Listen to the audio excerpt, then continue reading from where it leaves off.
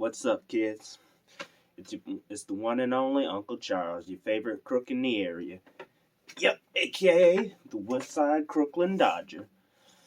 Alright, so I'm gonna keep it simple with y'all. So, your favorite uncle had this big old plan. He was going to make this big old video announcement for the New Year's. But, unfortunately, to quote Lawrence of Arabia, men make plans and God laughs. And he must be having him a Jay-Z chuckle. Because a certain device, which will stay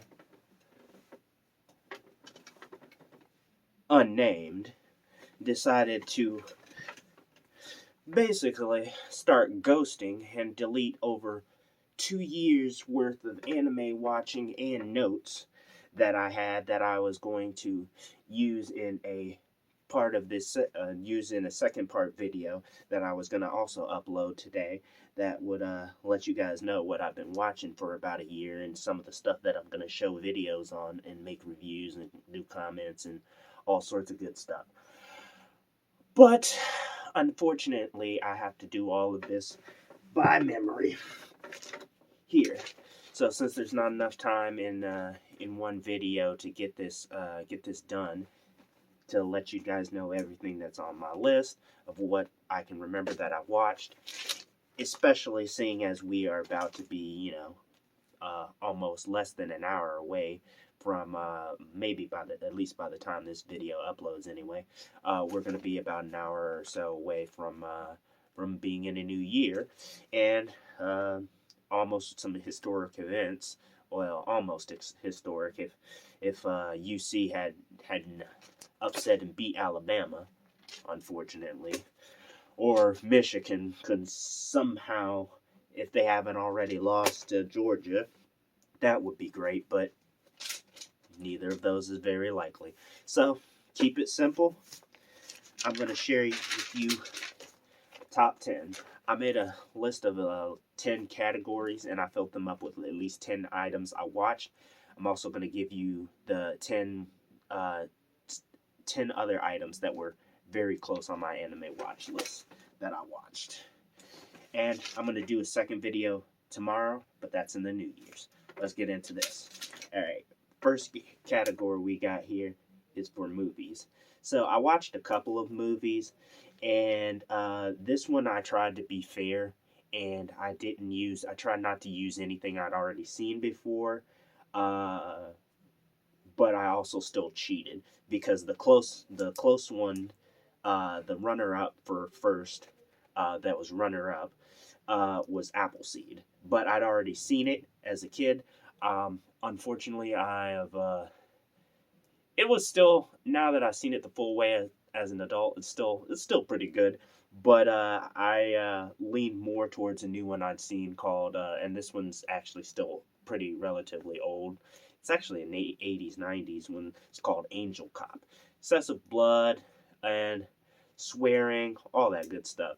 It was actually pretty funny, ironically, even though it wasn't intended to be.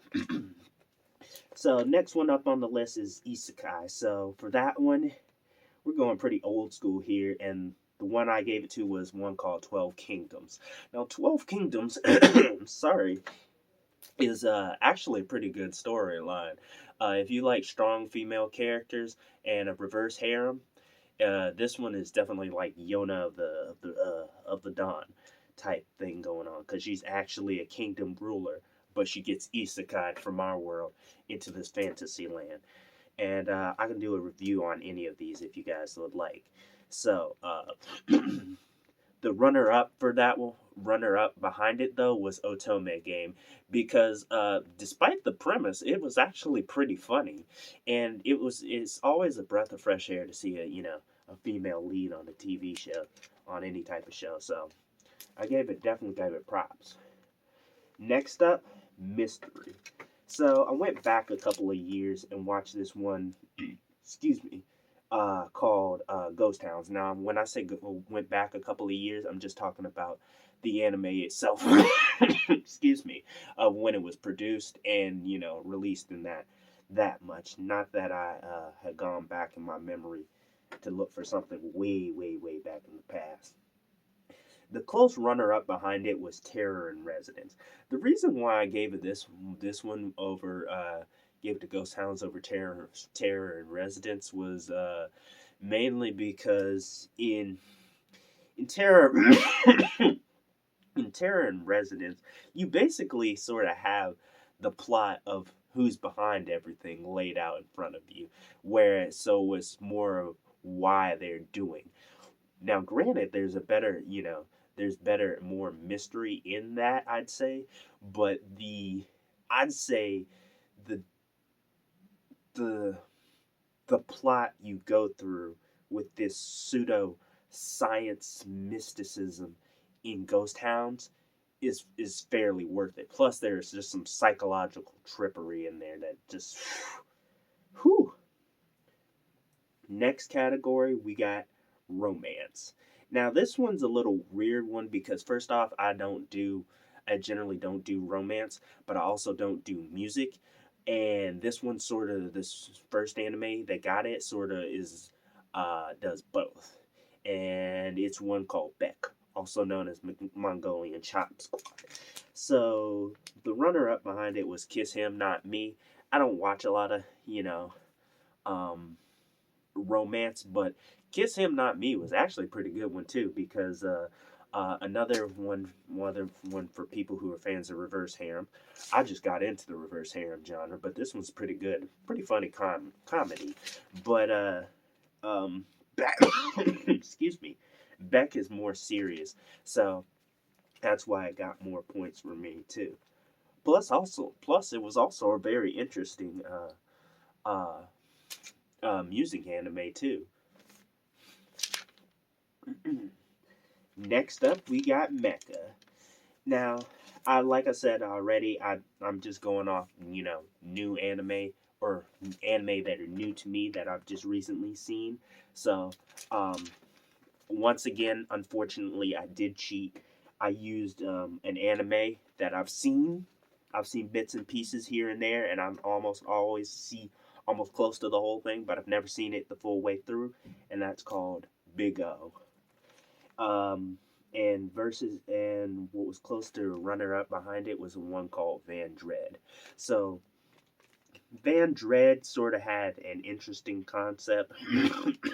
It's actually more of a sci-fi. They use a giant mech that combines. It's sort of like Darling in the Franxx before Darling in the Franxx. The male and a female have to both operate two of these type of mechs, and it combines to create a new mech that can help defeat the aliens.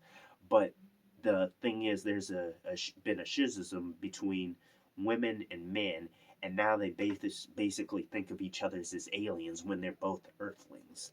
But they both gone on to different planets and come up with ways to reproduce without each other.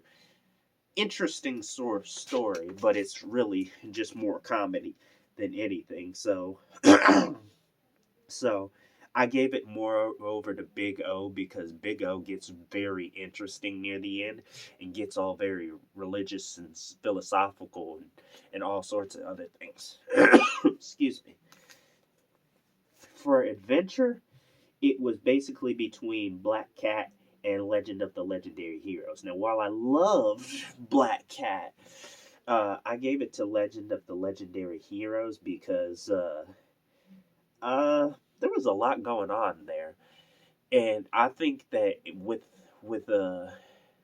if it was ever redone, and for instance, like let to actually have scenes with blood, with tons of blood and just more and letting the story go farther, than instead of leaving it on the cliffhanger that they did at the end of the series, it would be an utterly great series. So sci-fi and I've heard that Black Cat basically wrapped up its story. So sci-fi, excuse me, Steins Gate Zero took it over one called Gene Shaft. Now, I will be doing a review on Gene Shaft because that's a little interesting one there. But the main reason why is, once again, I wouldn't say I cheated. I have watched Steins Gate, I never finished Zero because I started Steins Gate Zero um, uh, around the time that it came out without having seen Steins Gate. And then I dropped it and went back to watching Steins Gate. Yes. And so I saw Steins Gate Zero just recently, and I finished it. And boy, oh boy, oh boy. Too much to unpack there. There's just so much psychological stuff. It's crazy. So, moving on to lighthearted stuff, we're going with comedies. So this one, it wasn't really much of a contest. It was quintessential quintuplets versus another one called Science and Fell in Love. So we tried to prove it.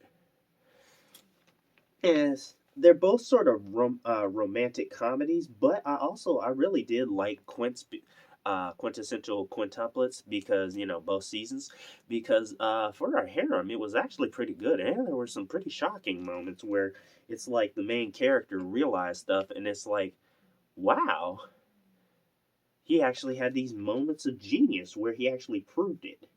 So next core category is nostalgia. So this one, this one wasn't a tough one.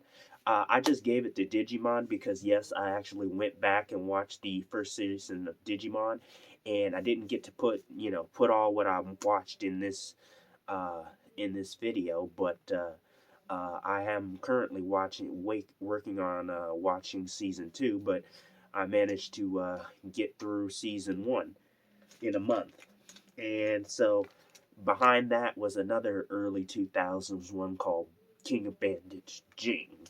And King of Bandits Jing is a very weird one. It's sort of like if you could take Lupin the Third, him stealing stuff, and mix it in with some more fantastical uh, TV show. I'm trying to think of something. Uh, I can't really think of anything, but it's a very odd little episodic show. And if it was longer with like a long series like excuse me, like Lupin, would have been a great sell, but it's very short. So and but the reason why it's on this nostalgia list is because it's, there's so many weird little things about it that it's like, yeah, it's an early 2000s show, but it's still like a nice little kiddie show.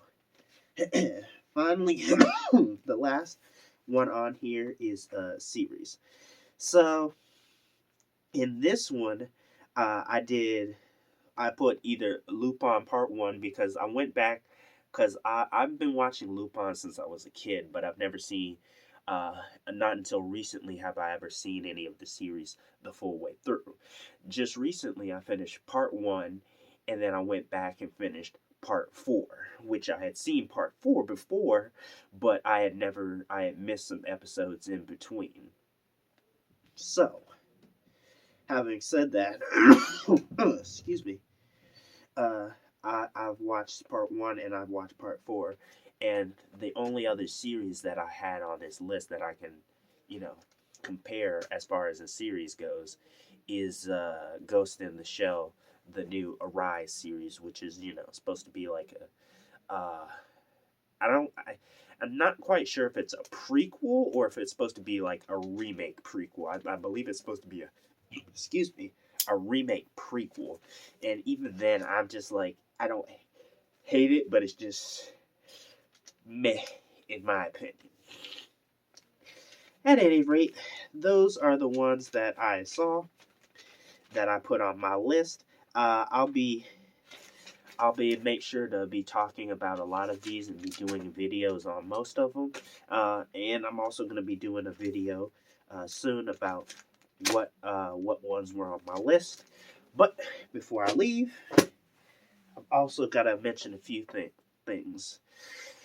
I'm tired and out of breath.